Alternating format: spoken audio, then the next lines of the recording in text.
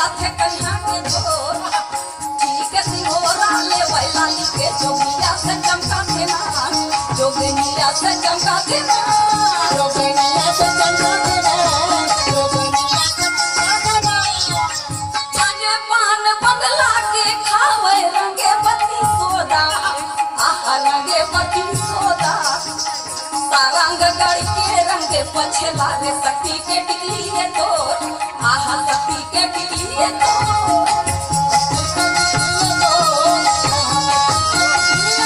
चंपा के चुराया इनके बिछुआ फूल कांस पालन इनके मुंदरी गला के लगा थे हाथ आहा गला के लगा थे हाथ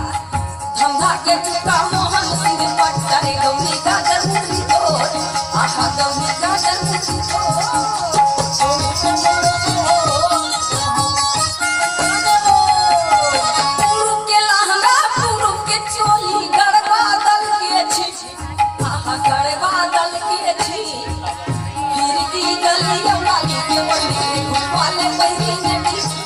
आहा वाले बहिनी